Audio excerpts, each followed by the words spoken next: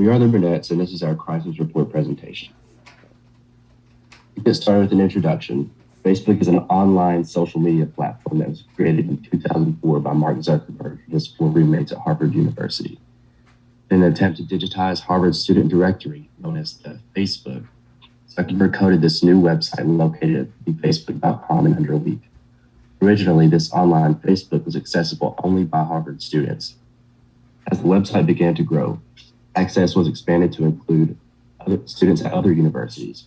It has now been nearly 2 decades since Facebook's conception and rapid rise to popularity, having since accumulated 2.96 billion users. This global popularity would make Facebook subject to strict scrutiny and suspicion in the public eye. In March 2018, Facebook would fall into controversy as the privacy of approximately 87 million users was violated when Cambridge Analytica was given access to private class psychological insights to gain an edge in a political campaign. Now next, Sam is going to give us a background on the organization, the crisis itself. Yeah, so Facebook is an international social media app with over 2 billion people registered to the app. Facebook is also a company that is all too common with problems in the public's eye. In 2019, Facebook had a scandal where over 89 million people on their app had their data leaked from a company called Cambridge Analytica. This act goes against the Protection Act of 1988. A few days after the breach happened, Facebook banned Cambridge Analytica and SCL off their app, and not long after this happened, both Cambridge Analytica and SCL dissolved and no longer exist. This data leak has affected how users and potential new users view Facebook and have become a little worried about of another data leak and are scared it might happen again.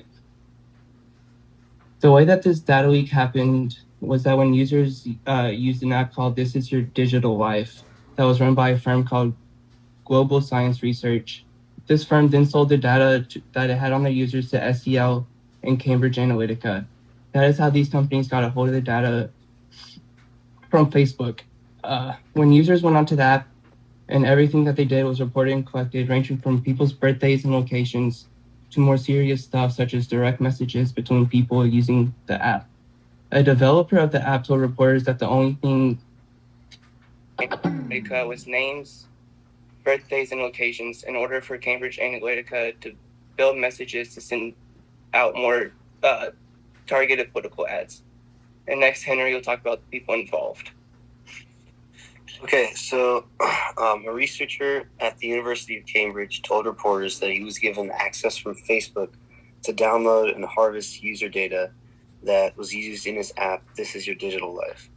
The man's name is Alexander Kogan, and he worked closely with a man named Alexander Nix, who worked for Cambridge Analytica and had developed techniques in the past that could be used to target specific people for political ads.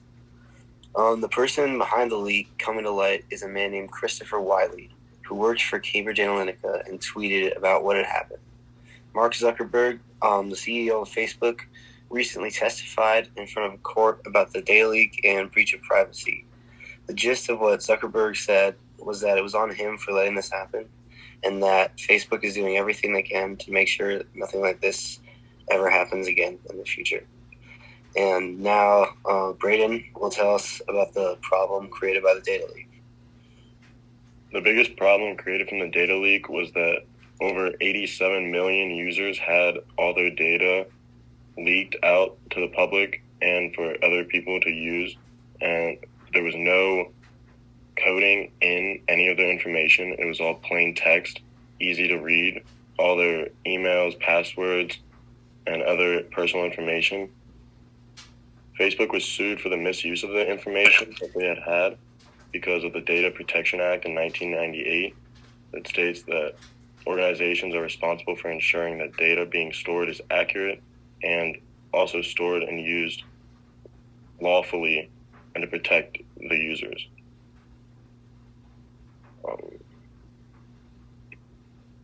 Next,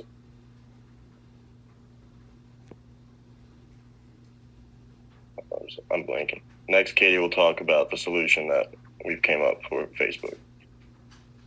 So to move on from this incident on a positive note, we reached a $5 million settlement with the Federal Trade Commission because of the breach of trust that happened.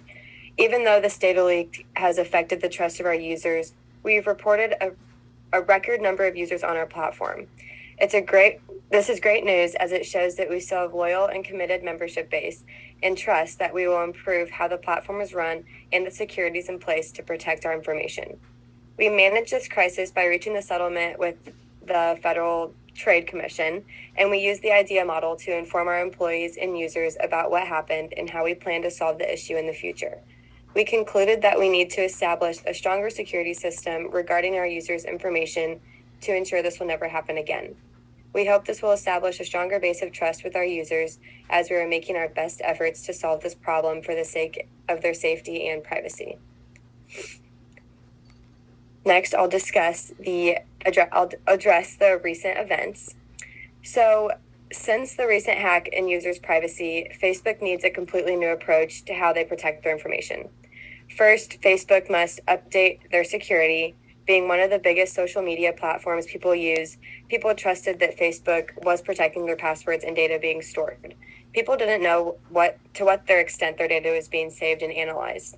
Once Facebook had over 530 million passwords exposed due to the hack, it was also exposed that the company had all of the passwords in plain text, not ciphered at all.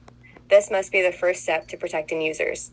Another step is decreasing the number of employees that have access to all of the passwords.